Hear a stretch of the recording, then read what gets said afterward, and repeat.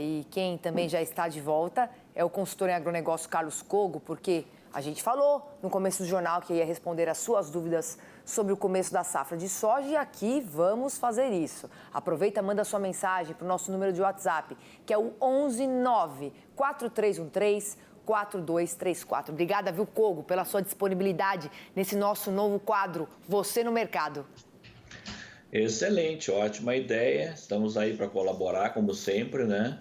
Aqui no Canal Rural, especialmente no Mercado e Companhia, e aguardando aí, pessoal, mandar uma pergunta aí bem esperta aí, né, para a gente poder interagir com vocês. Olha, tem muita dúvida, inclusive, de Mato Grosso, né? Porque, claro, os produtores de Mato Grosso estão muito preocupados com a situação que a gente está passando, né? Não é só a falta de umidade, como a gente mostrou aqui, essa situação dos focos de incêndio, altas temperaturas, né?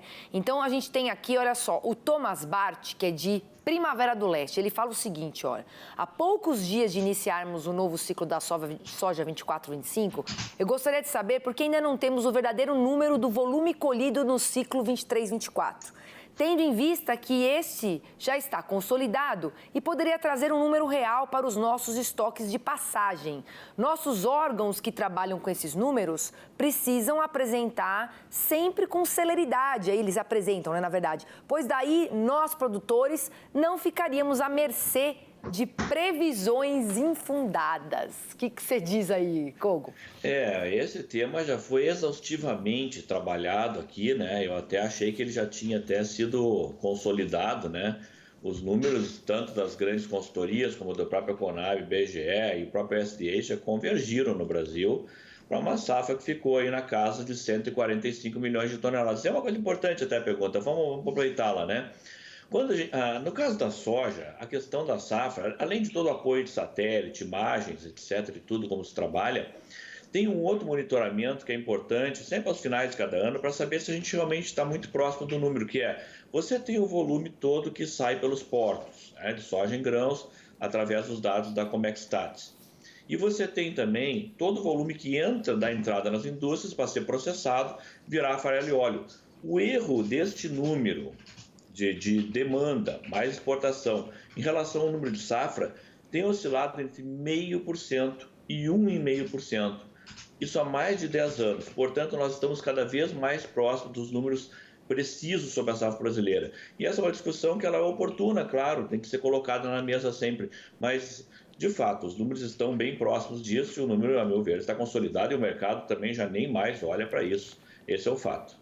Tá certo. Agora, vamos um pouco para o Paraná. Tem outras dúvidas também de Mato Grosso, mas tem aqui, olha, o Edson Caseta, que é agricultor do município de Assis Chateaubriand, região oeste paranaense.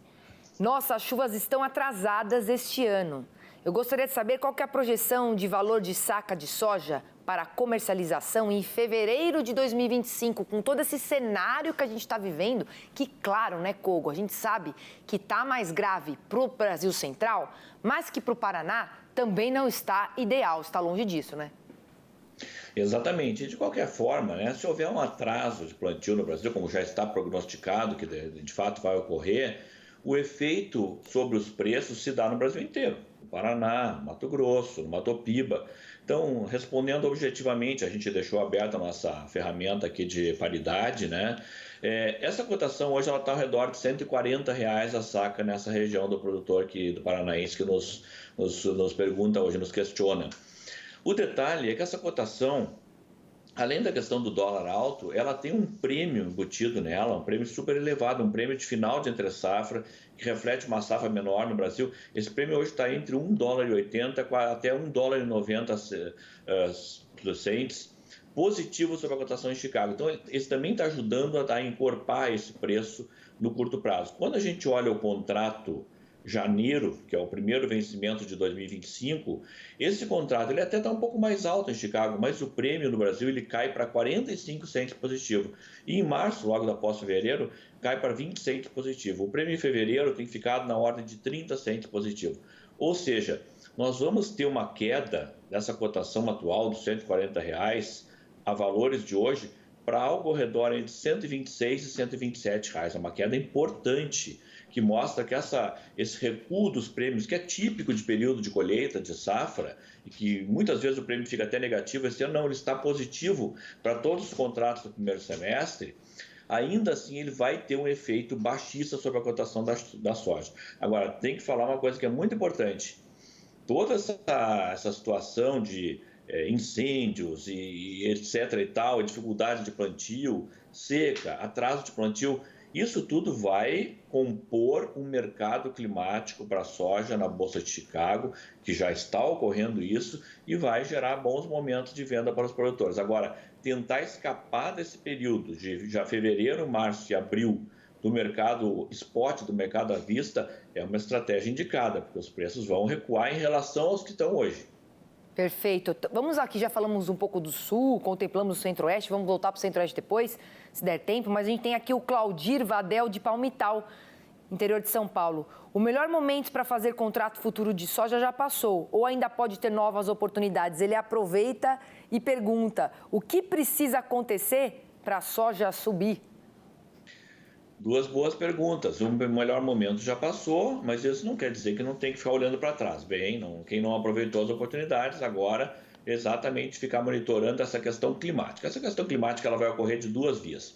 O atraso de plantio, que vai ocorrer aqui no Brasil provavelmente, e vai gerar esse prêmio de risco climático nas cotações, e também uma laninha, que não está instalada ainda, mas que no momento que ela estiver aí configurada, vai instalar também uma situação de risco climático que vai ser precificado. Então, aí vão surgir bons momentos para vender esse produto no mercado, etc. e tal, né?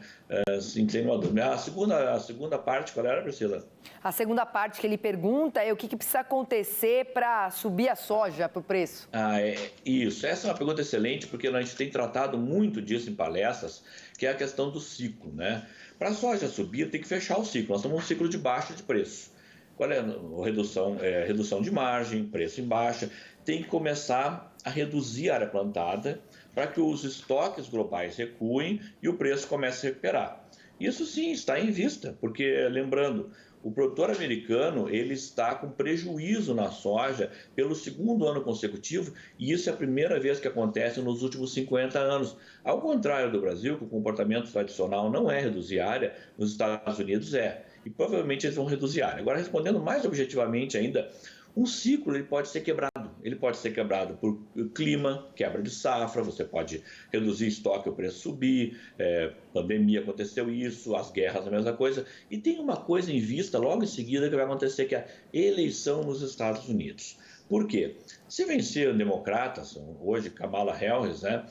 O ambiente de mercado e relações comerciais com China, Brasil, etc., não muda muito. Agora, se vencer Trump e voltar com a sua política protecionista, impondo tarifas, colocando problemas na relação comercial com a China, vamos lembrar o que aconteceu no Trump 1, lá atrás, em 2018, 2019. Os prêmios nos portos brasileiros foram a $2 por bushel positivo na soja, porque a China desviou as compras dos Estados Unidos, que tinha uma tarifa de importação, para o Brasil. E acabou que os preços da soja subiram no Brasil, quebrando um ciclo de baixa que havia naquele momento. Então, isso pode acontecer. Kogo, só para a gente conseguir responder essas duas perguntas aqui, vou pedir para você ser um pouquinho mais conciso assim, mas porque a gente quer atender todo mundo, é muita gente mandando pergunta, né, claro, mas o tempo aqui é mais curto. Mas olha só, o Diego da Lasta fala o seguinte... que ele é de Canarana, Mato Grosso. Visto que a soja disponível em setembro de 2024 está em bons níveis de preço e com perspectivas boas até o final do ano, segurar parte da soja da próxima safra para o segundo semestre de 2025 pode ser uma estratégia interessante, sim ou não? Sim, com certeza. Preço futuro mais alto e dólar sustentado em nível elevado. Sim, é uma estratégia interessante. Respondido. Agora vamos para a gente finalizar. O Robson Weber, de Paranatinga também. Como o senhor vê o mercado de grãos ao longo dos anos, sabendo de todas as restrições ao agro brasileiro e mais a possibilidade do marco temporal inviabilizar muitas propriedades? O que você diz para o Robson? Essa pergunta precisaria uma palestra inteira, né? É uma pergunta complexa, né? A gente, lembrando, tem realmente muitos desafios e muitas oportunidades, nós não vamos diminuir o ritmo de crescimento. Agora, realmente, nós estamos num ciclo de baixa das commodities, né? Isso implica em redução de margens, etc. E todos esses desafios que ele colocou, e muito bem, podemos colocar vários outros aí. Mas realmente isso, vamos seguir em frente aí, né? Trabalhar que lá vem uma nova safra. Não tem outro caminho, é só para frente, né, Kogo? Eu quero agradecer sua participação aqui, sua disponibilidade. Vamos chamar outras vezes porque tem pauta, tem pergunta e a gente vai atender nossa audiência. Obrigada. Nada, abraço a todos e boa tarde.